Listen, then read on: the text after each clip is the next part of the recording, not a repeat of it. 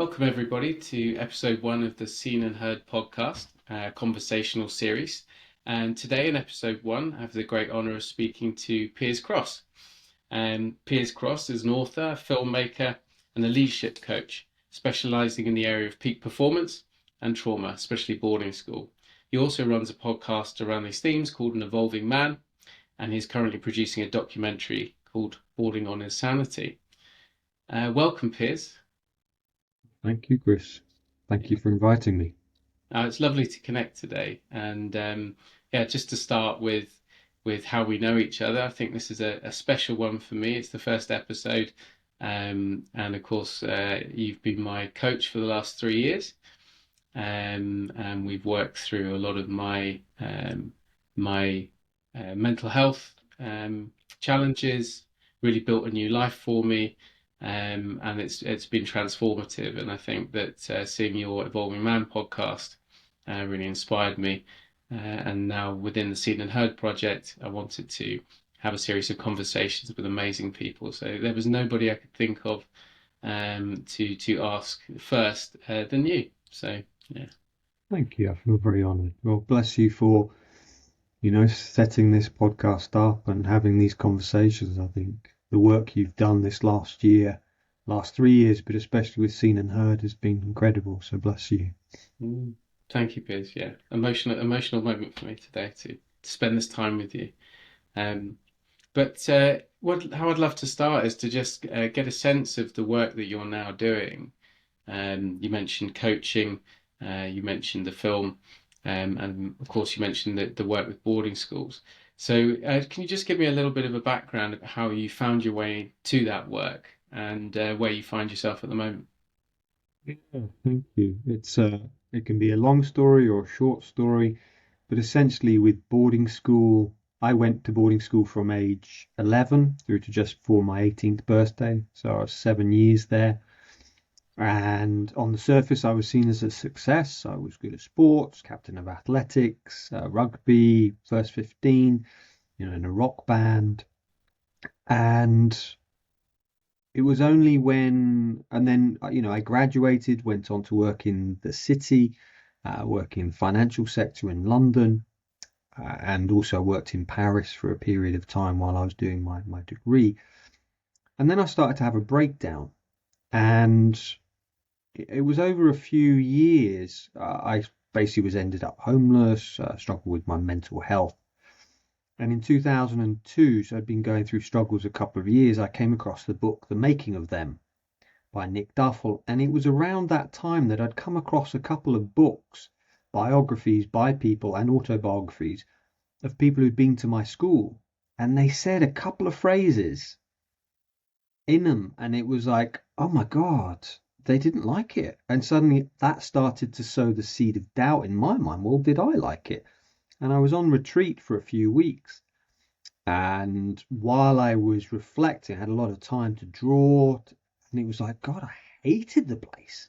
And there was such anger. I was drawing the boarding houses. And there's so much anger. And then a few weeks later, I came across the book of Nick Duffel. And it was, in Jungian work, talk about the synchronicities. I'd been seeing a therapist in the local town, the city. She had said to me, you went to boarding school, I think you should read The Making of Them. So I was like, okay, great. And I got back to the monastery, and there in front of the door was this book. And I turned it towards me because it was away from me, and I'm like, oh, my jaw dropped open. It's The Making of Them by Nick Duffel. The book this lady had said I should read. And one of the monks who had also been at a boarding school he hadn't boarded, he'd said, oh, I think you might like to read that. So that's really the journey. And then I spent a few years really falling apart. A really dark space in the monastery, tried to take my own life. But it started to surface just what had gone on at this school. And I'd been sexually abused. A friend of mine had committed suicide. And, I was just left to fend, really. We all were, to fend for ourselves. And I put on that tough exterior to keep people away from me. But that brittleness started to break down. And so, yeah, so that's really how I got into it. The work, I mean, I left the monastery 2005 and I started to do coaching 2006, one-to-one sessions. But it was only really 2015 I put a video up on YouTube about my boarding school experiences. And I was really worried about putting it out there because it was 40 minutes. I was crying. I hadn't talked about my boarding school before. I'd always been teaching meditation, stress management, and not shared my boarding school. I thought, no, it's time. And gradually people started to reach out to me. Can you work with me? I'd like to do some boarding school work. And so that's how I got into to doing this work now. And it's, yeah, a real privilege, and it's heartbreaking at the same time to know just how many were negatively impacted by these schools. Thank you, Piers. Thank you for sharing that. I think as one of those many people that you've supported over the years who came to you because of the videos, you know, I don't even remember what I Googled that day. It was January 3 years ago, right in the middle of the breakdown, barely able to leave the house, and whatever I typed, I can't remember what it was, but it wasn't about boarding school. I didn't even know that was my stuff at that point. But something I typed led me to one of your videos that led us to a conversation, and the rest is history. So that day that you chose to share your boarding school journey on a video and put it out on YouTube is yeah, I've got to thank you for that, for having the courage to do that. Um, and how would you see? You mentioned that your coaching started as kind of breath work, stress management. How's your coaching evolved over the years? Kind of what have you brought into it from your experience? Everything.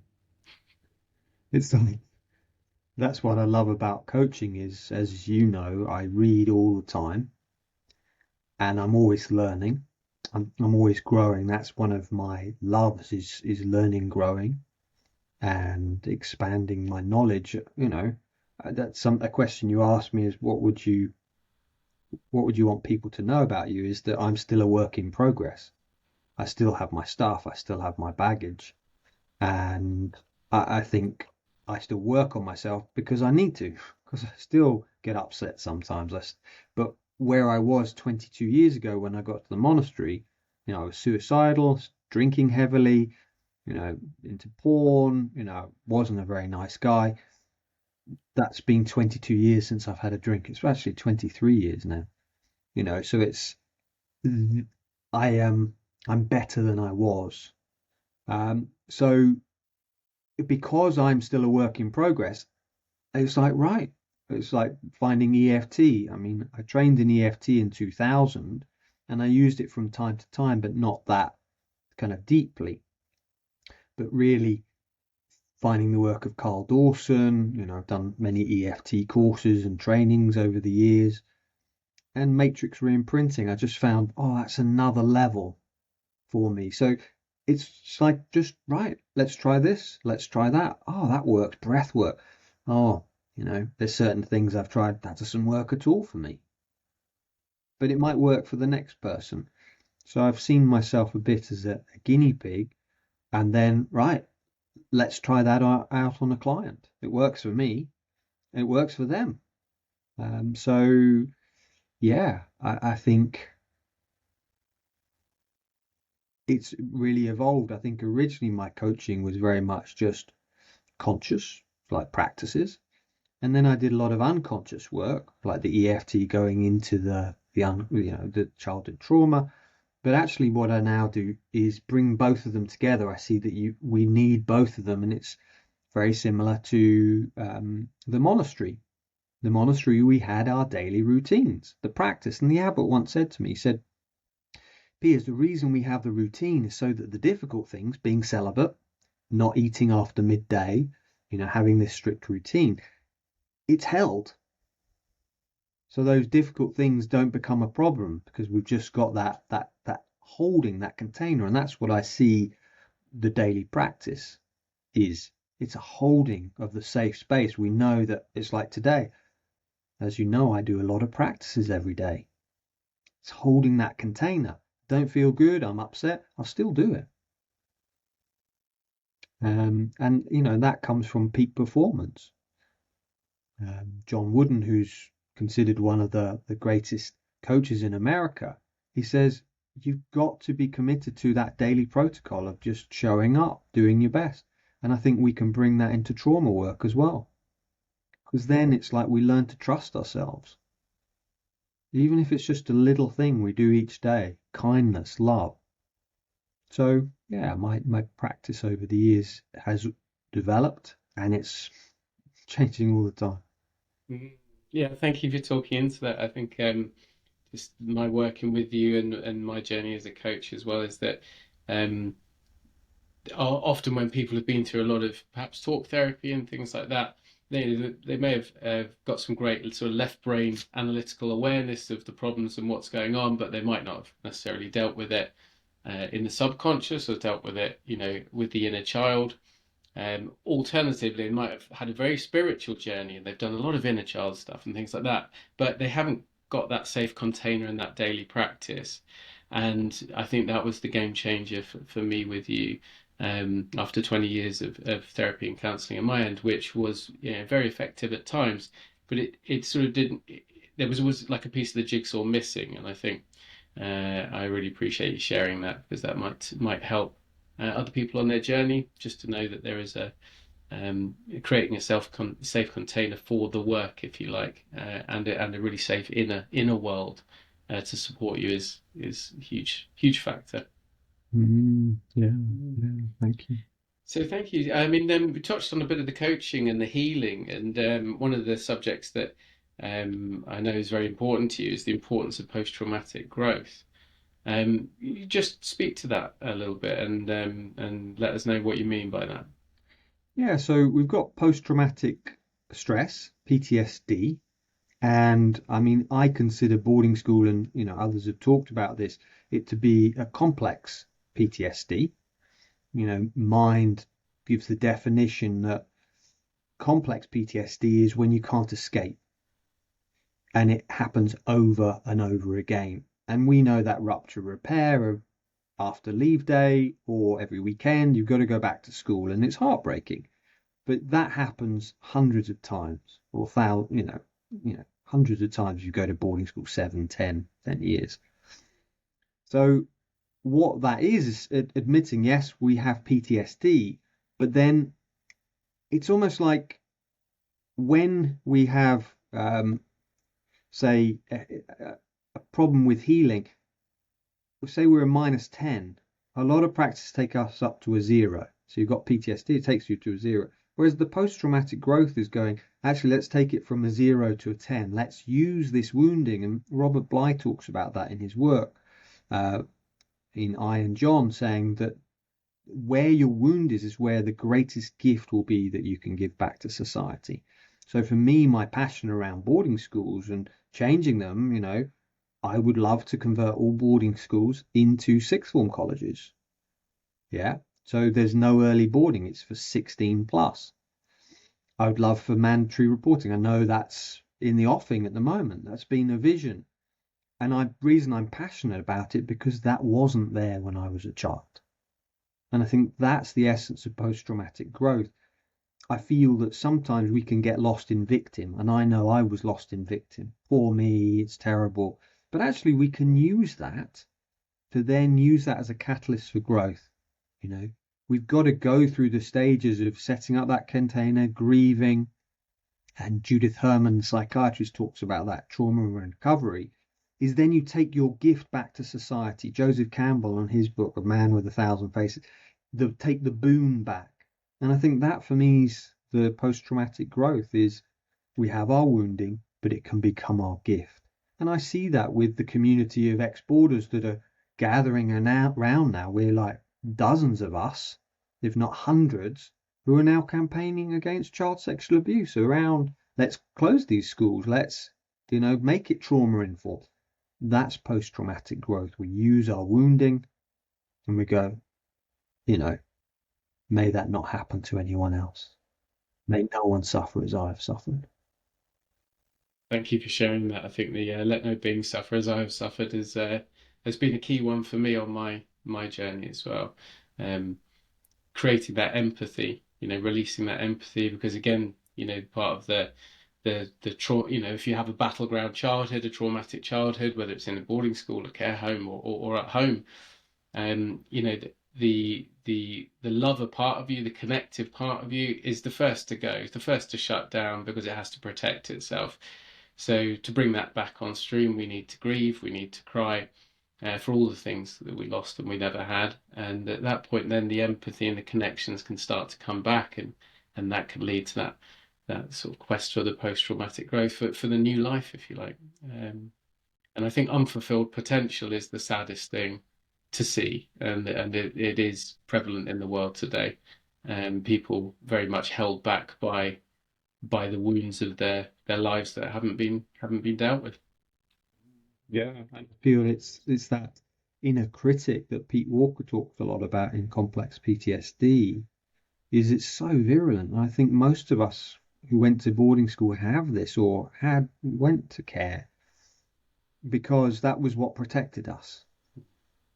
It was the way, it's almost for me that inner critic's almost that transition from securely attached to insecurely attached to avoidant, to stop the emotions coming up. And rather than, and I found this out after I'd been at boarding school for a few weeks, is it was so much preferable that I kick the shit out of myself mentally than have the 30 boys in the dormitory do that for me. And so I learned, okay, I have to be really hard on myself. And I think that's one of the reasons we don't fulfill our potentials, is because we've got this voice in us, just in our head, beating us up, being so hard. I mean, mine was so vicious when I began this work. I used to physically beat myself. I used to cut myself, self-harm. I went to A&E 4 times, I think, for different things that I'd done, putting my hand through a wall or, cutting myself, opening arteries and things like that.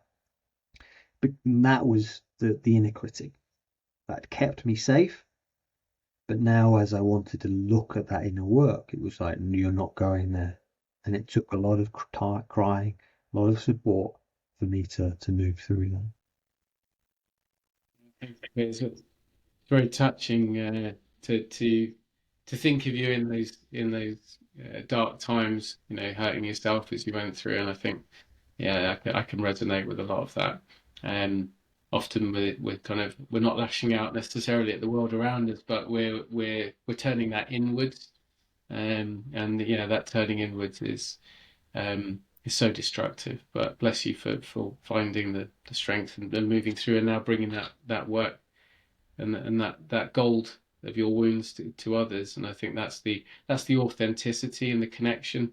The number one sort of defining factor is whether someone finds therapy or counseling or coaching successful is the connection to the practitioner. So when someone's walked it and talked it and been through hell and come out the other side, I feel that really adds an authenticity. And I know that's been, something that's helped me heal with you. So thank you for coming out the other side. Yeah, well, I think it's really important to notice, and I think this is the illusion of boarding school, that we can do it all on our own. But I've been helped by hundreds of people, from therapists, from monks, from the supporters of the monastery, from my parents, you know, my wife, my stepson. It's like all of these people have been there to support me, my friends, my clients. It's like, and I think that's the illusion. Oh, it's all me. No, I mean, I wouldn't be doing this work without my wife. She's incredible. Incredible lady. You've met her, you've spent time with her. Yeah. I wouldn't be doing this. I would have just given up because it was too hard. But she was like just there, that rock, that solidity, loving me even when I was not particularly present. Thank you. Yeah, you touched on your experience of boarding school and of working with clients, and uh, I know you wanted to touch on the kind of neglect, the betrayal, and why these are so important in understanding boarding school and its impact. And I know that quest for understanding for your own journey, and the coaching with others has also led you on to the project that you're now working on with the film. So yeah, do you want to talk to that neglect and betrayal a little bit? Yeah, I think, Nick Duffel talks a lot about this idea of normalized neglect. And I see the more research I've done, I've spoken to people on my podcast, Professor David Howe, I've read papers, I've read different books, and just seeing that I think the damage which is done in these schools, yes, a lot of us receive sexual abuse or physical abuse, but I think it's the most damaging is the neglect. And a quote from the NSPCC from their website might have changed now, but this was there last year, is neglect is the ongoing failure to meet a child's basic needs and the most common form of child abuse. Now, for me, in my definition, that neglect is what happens in these schools. Yes, we have small class sizes, but as soon as we're in the boarding house, there's one teacher to 50 boys, 60 girls. So who looks after us? Well, essentially, it's the older children. And, Anne Power, who I was speaking to a couple of weeks ago on the podcast, she says what happens in these schools is we attach to other children. But that's a really bad thing because they cannot protect us. We're attaching to a 6-year-old or an 11-year-old or a 13-year-old. They can't stop the attackers. We need to be attaching to, have our parents there. We need someone or a care figure who's looking out for us. So I think it's the neglect. And as I read through a lot of the biographies, and some people say, well, it's just you, Piers. Yours is just a one-off story. And I said, well, I can give you probably off the top of my head 20, possibly 30 stories of people who are chronically neglected, who are in, very well known in society. Freddie Mercury, the food at the school was terrible, and he had problems with eating the rest of his life, according to his biographer. David Cameron lost a stone in weight. And most of us go, well, that's not much, a stone in weight. But you think, wait a minute, a stone in weight when you are 7 to 8 when he went to boarding school, that's a quarter to a third of your body weight because he was only 3.5 to 4 stone. That's neglect. And I think so many of these stories, it's like, and I think the research is that actually neglect is even more damaging to the developing child and its brain than acute abuse. And those are the words of Simon Partridge. Yeah, to just go, wow. And I think, what was it? Nay Fung Wickett, who wrote a paper in 1994, they said, our evidence supports the hypothesis that the most severe psychological conflicts arise from neglect. Not the littlest psychological conflict, the most severe psychological conflicts. And it's like to ask the question, if we're neglecting our children and it's normalized, it's good, they're getting an education. Yeah, but they're getting no love, they're getting no touch, they're getting no hugs. Yes, they might not be beaten, but they're being neglected. And it's still happening now. I've heard stories in the last few months of children just started boarding school in tears, and just saying to their parents, why are you doing this to me? You're so cruel and I hate you for this. And, in tears.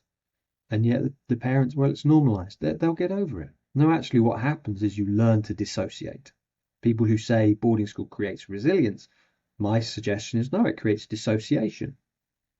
And Bessel van der Kolk, psychiatrist, says dissociation is the essence of trauma. We're creating trauma. So for me, that's the neglect side of things. And the betrayal, I think the betrayal trauma is that the theory is that if you were abused or you had some form of trauma and you betrayed, you basically can't remember what happens. You deny it. It goes into your unconscious. Yeah. And you basically become blind to it. And this is Jennifer Freyd's work. And I think this is what happens in a lot of these schools. Nick Duffel says, and betrayal is the great unrecognised but cherished blood sports of British boarding life. We get betrayed. And what Jennifer Freyd is proposing is that we forget what happened to us. We can't see it because that's the only way we can survive. So I think those are just some aspects. There's many different ones, but these are just some that I've studied and I've gone, oh my God, that's just boarding school. We've been betrayed. Yeah, yeah. I think I can understand that. Also for the parents, feeling that they are doing the very, very best for their young people in their lives, for their children, um, and they bought a dream, and sadly were delivered a nightmare. They did not expect their children to be abused or neglected in institutions. They're the more aspirational parents, if you like, who are sending their kids away to have the life they never had, get the great education. Or on the other side of things, you've got the sort of systemic family generational boarders who've all been traumatized in similar ways and therefore are passing that on to the next generation really without conscious awareness of any damage because they haven't seen any damage to themselves. They think, best years of my life and it was all okay.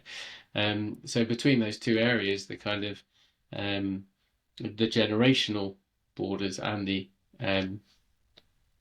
aspirational borders, either from this country or from overseas, of course. With most of the boarding houses now, more than 50% of many schools, taken up with places from students from overseas who have left their culture, their family, and everything else behind to come. So, with that as it is now, obviously what is said by the institutions is that everything's better now, but what you touched on there with neglect, with the child being left with an abandon, with an absence of appropriate touch and other things, can it be all better now, or is that not possible? I mean, this is just my belief, is that someone pointed that out. I think you were on the same call as me. Someone said a phone is not a substitute for a parent. You can't get a hug from a phone. And we know during COVID that those of us who were totally locked up and we couldn't see anyone, we could speak on the phone. Most of them had real severe mental health difficulties because we need to be in people's company. We need to have touch. We are social beings. Yes, you might be around these children, other children, and maybe an adult from time to time, but your parents aren't there. You're not getting the touch. Yes, they might care for you. They might be kind, but they don't hold you. They don't, if you're upset, you can just go crying to them, you know. I think that, we still live in a society which is stiff upper lip. Yes, it's changing about speaking up, but it's one of the unwritten rules from boarding school, which I feel still exists now, is you don't speak up, you don't grass, whistleblowing is seen as a bad thing. And so I don't feel, yes, we've got carpets now. I didn't have carpets, didn't have curtains, very little heating. It was cold. That's changed. Yes, it's warm, but there's still no parents. And for me, I mean, we interviewed Alex Renton, it's in the documentary. He says, there's still 90,000 people still in boarding school. And he says, are they safe? No, because we're a nation addicted to cover up. The duty of care is still to the schools, still to institutions. We're seeing this nearly every week in the UK. The grooming gangs, the NHS, the blood scandal, the church, it's always institution first. And it's the same with these schools, and therefore the children are not safe even now. And we've got everyone's invited, the website, and most of those boarding schools are on there. That something's happened. I mean, I heard a story talking to someone that in one well-known boarding school, there was no safe place for the girls. They were upskirting them, meaning they're taking photos of them. And the head teacher was, I think she'd only just created a safe space about a year ago. This is 2024. Um, so have they changed? Yes, definitely. You know, but as Suzanne Zedike spoke about, she says there's none of them, she believes, which are trauma informed. None of them are ACE aware. So, so yeah, that's my belief. I mean, what's your belief? Yeah, I think you mentioned trauma awareness, ACE awareness, that's a lot of the work I've seen and heard when it comes to schools is emotion coaching for the staff and the kids, if you like, because there are a lot of very, very good people working in the system, but when you're beholden to an institution that is effectively a business, there's always a conflict of interest, and any business owner or anyone who's worked in business knows primarily, your responsibility is to your shareholders, and beyond your shareholders, it's your customers, which is obviously your shareholders. You've got the board of the governors, and you've got the institution. Your customers are the parents. Your consumer, if you like, the child, in business terms, is quite a way down the pecking order. Um, and as you say, that has led to many of the worst cover-ups and some of the worst treatment. But you know, the the big problem that we're hearing from counsellors, coaches, therapists who are working in the system and teachers as well is burnout. The striving for educational, sporting, performing arts excellence, and the incredibly long school week, 50, 60, 70, 80 hour weeks for both the staff and the kids, is creating burnout, which is eating disorders, self-harm, anxiety, depression, medication, etc. So it is a challenging setup, and as you say, no developmental psychologist in the world will tell you it's a good idea to voluntarily send a child away from home during their their their growing up. Um, Only and in social services, only in the most serious circumstances would children be taken from their parents. Most parents would be supported in community to you know. Yeah, and they would be kept as close to their families as possible. Mm. There's a guy, the Scottish Child Commissioner. He says, take them away for the shortest period possible and as close as possible. Mm. Whereas you just mentioned 50% coming from overseas. That's not short as possible. That's, different culture, totally estranged from everyone. Mm. You know, developmentally, that's damaging. Mm. It is. Yeah, and the schools are talking to us, the Boarding School Association and others are speaking to us now to try and they have an awareness of well-being and welfare that wasn't there many years ago.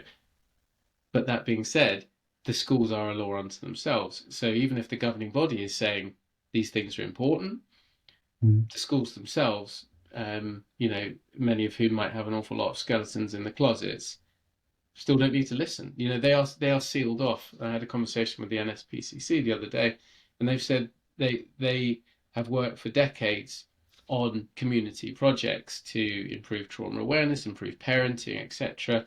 And rarely, if ever, can they ever recall being allowed into boarding and independent schools. Effectively, no one gets past the fence and the long driveway, and so they are left very much to police themselves. And I am, as we've seen, you mentioned with the church and other scandals, anything that is left to police itself is is susceptible to corruption and dangerous situations. So, my belief is that needs to change. The doors need to open, and uh, for the kids that are there now, the young people, the teachers, and the ex-pupils, there needs to be a bit of a truth and reconciliation that Mm. needs to take place, and there needs to be funding and support for people to heal. Yeah. Mm. Yeah. But I wanted to touch on you've mentioned many times in the past about the kind of wounded leaders, about the kind of leaders that say you believe these schools produce. You know, what are kind of some key reasons ex-boarders coming straight from school they can't occupy these leadership positions? I think we're seeing that you leave one of these schools, some of the guys I was at school with, they're in top positions in the government, top positions in the church, one of the top positions, you know, and I think if we go through what we've just talked about 20 minutes ago about right grieving and then post-traumatic growth, but if we stay in this shutdown place, what happens is, as Jung says, that psychological rule says that when an inner situation is not made conscious, it happens outside as fate. If you learn in these schools that emotions are bad, and Nick Duff says that's the principal problem with boarding schools is emotion. The research is showing that you cannot make good decisions. That's Professor Antonio Damasio without emotional information. You can't do it. How can I know what you're feeling if I have no emotions? I can't have empathy and understand. It just becomes really cut and dry that it's hard nosed. So yes, they can transform, but if we're still in that shutdown, I've not looked at my trauma, again, Peter Levine says the effects of unresolved trauma can be devastating. Devastating. Affects our habits, outlook on life, leading to addictions, poor decision making. So I think this is what we are saying is we're saying that when you leave these schools, you've shut your emotions down. That means you can't make good decisions. You don't have a flexible brain. That's the work of Sue Gerhardt, basically because you don't have good attachments. You've broken that attachment. So what does that mean? I mean, Yuval Noah Harari in his work, he says flexibility is the key strength of the 21st century. We've got to be flexible. But these schools are making us, by breaking the attachment, making us inflexible. We become rigid. But that's not what the world needs now. We need to be flexible to go, oh, yeah, I need to change track. I feel with many of our systems and our governments, just this is the way we do it. Unless there's a big scandal like we've had with the groom gangs. ICSA, nearly 200 million was spent on that child sexual abuse, and there were 20 recommendations which came out of it. Until last week, none of them had been actioned in 2 years. None.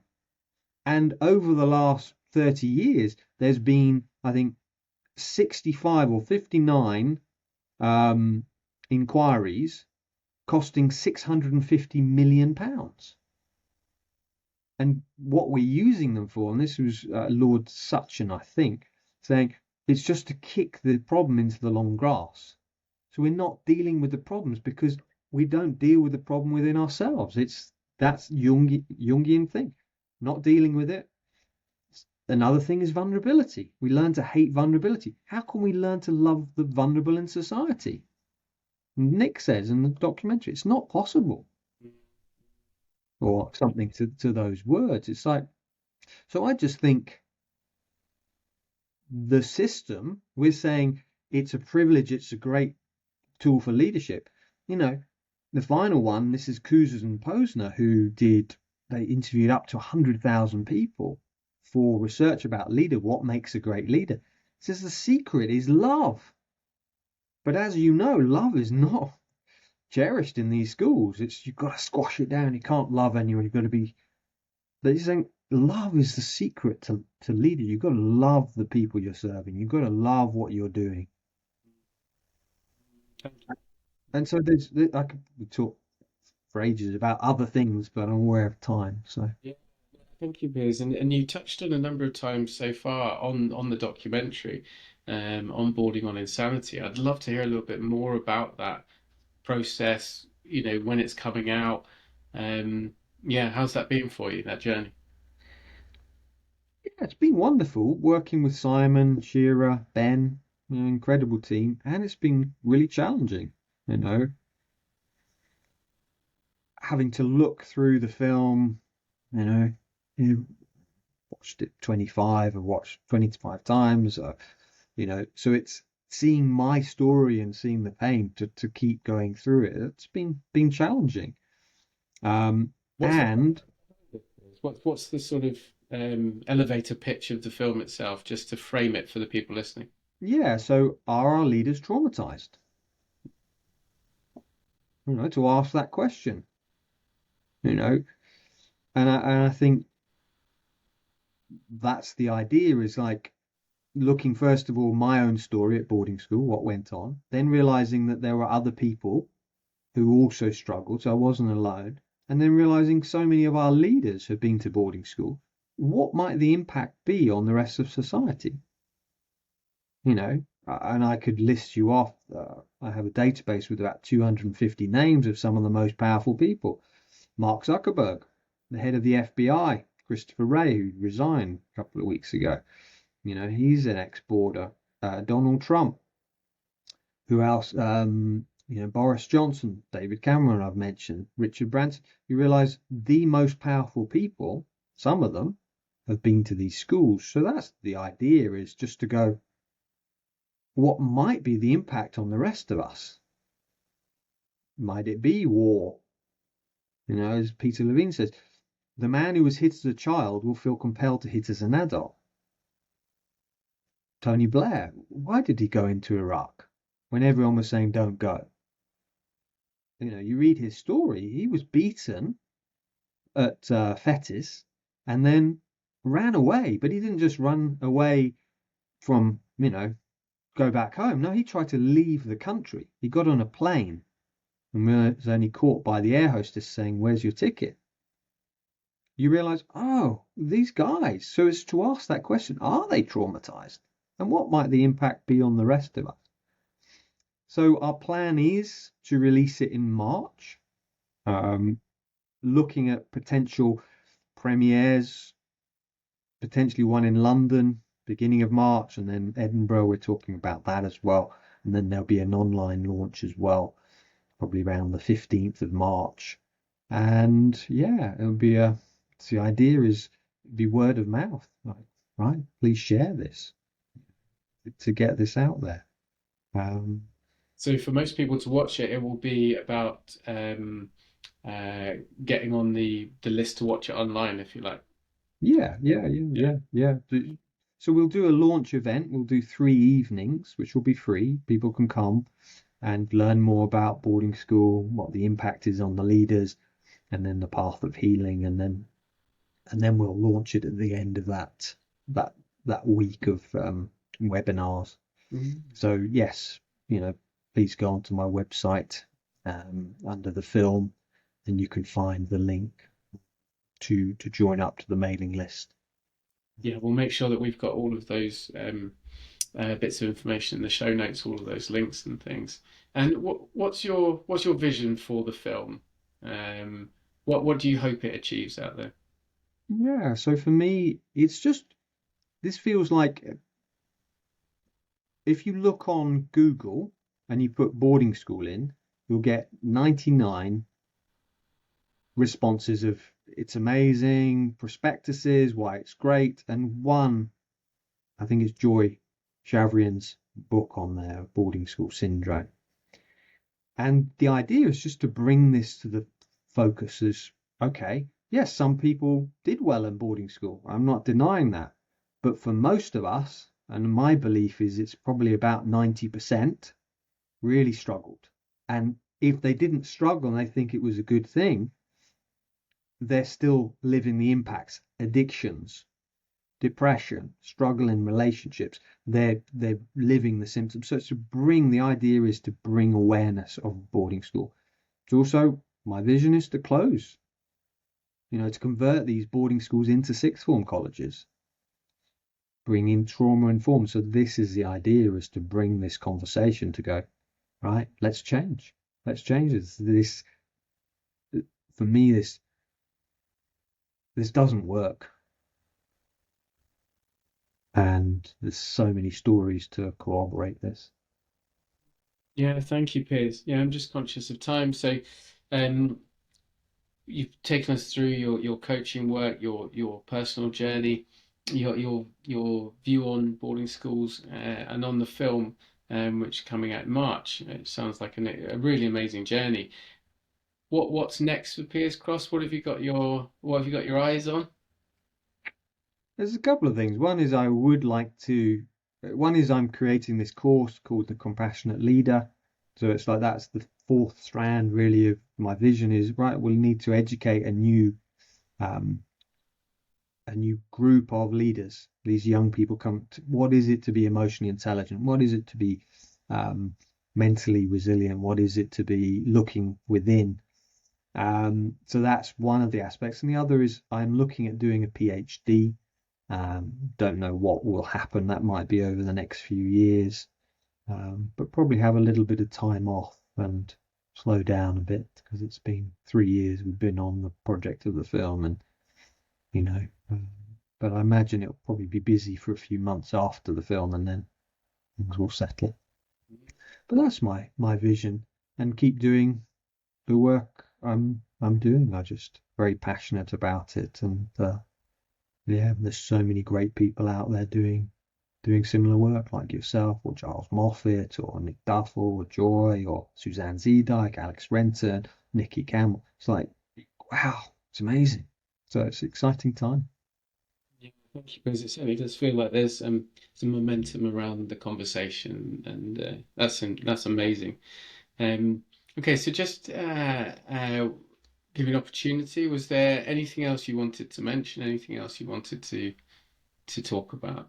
No, I just bless you. Bless you for doing your work, for showing up and going, right, I'm going to do this. It's going to be difficult. And yet you persevered. And now you're benefiting so many people's lives. So bless you, Chris. It's just incredible to see how you've transformed. And yeah, so yeah, just really thank you. Thank you so much, Piers, for those beautiful words and for your time today. So to bring things to a close, I just wanted to a few quick fire questions, if you like, just to get a little sense from you on some of these kind of big topics, and then we'll let you go. Um, so here's one. It's a biggie. So, but trying to boil it down, um, what in your view is the meaning of life in general? And what is your life vision right now? Just to bring that nice and succinctly together for people. It's joy. The purpose of life is happiness. It's joy.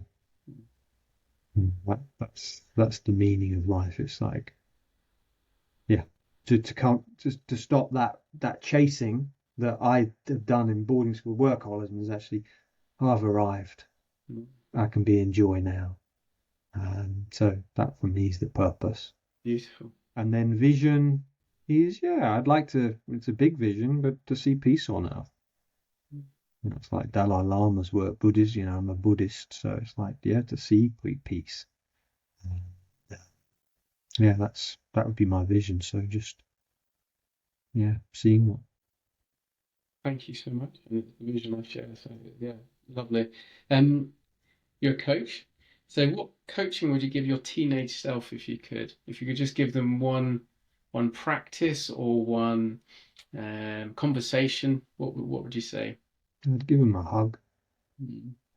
because he'd never got any others, Yeah. and just tell him to keep going. Yeah. He'll get through it, and he's not alone. Beautiful words. Yeah, I can feel that right here. I think I think many people could benefit from giving their younger self a hug and just telling them that they do make it through. They do get through in the end, and it's going to be okay. Yeah. Um, and is there anything you want people to know about you, about you or your work, or to set the record straight on? Is there anything you just want to clarify? Like I said at the beginning, I'm a work in progress. I've still got my stuff to work through, and yeah, I feel that my words, a lot of them, they're other people's. I'm standing on the shoulders of giants. I'm just appreciating and thanking these people. Nick, Joy, Peter Levine, Gabor, and all of these people. It's like they've done the work, and I'm just here, fascinated and sharing that. So yeah, I think yeah, that's what I'd share. So if people want to get in touch, if people want to learn a bit more about the film, about your coaching work, um, and we'll put some links and things obviously in the show notes. But how are they best to get hold of you? I mean, you're welcome to visit my website or social media. I'm on YouTube, Twitter as well, X. Um, Due to the film, I'm not able to get back to everyone who emails me now because I'm just so busy for the next few months. But, I have so many podcasts. I have so many videos. I think it's up to about 700 now on YouTube. 120 episodes of my podcast, and it's like there's lots of content out there. There's playlists. So if you're like, oh, boarding school relationships, right, go and have a look at that one, or boarding school and trauma, or so know that there are playlists. So I've kind of curated the information. So yeah, there's so many wonderful books. It's like Nick's book, Making of Them, Joy's book. I love Christine Jack's book, Recalling Boarding School Narratives, I think something like that. So there's so many great ones. Another one coming out from therapists. Oh, Toby Ingham's new book. And Toby Ingham's new book. There's lots out there. So just that would be the invitation, is just go and start reading. Mm. Oh, bless you. And so we come to an end today, and I just want to thank you from the bottom of my heart for everything you've done for me. You saved my life. You helped me build my new life, and yeah, and I know that you've supported many people along your journey. So thank you for hanging in there when things were dark, and for all the work you now do, and thank you so much for being our first ever episode. It had to be you. So, um, so we'll say goodbye to everyone for now. Just give you an opportunity to say goodbye, and then links and contacts will be in the show notes. But thank you everyone for watching or listening to episode 1 of the Seen and Heard podcast, a conversational series, and there will be many more of these to follow. So bless you for taking the time, and we'll say goodbye to Piers Cross. Yeah, thank you. Thank you, Chris. Thank you, everyone. Bye bye.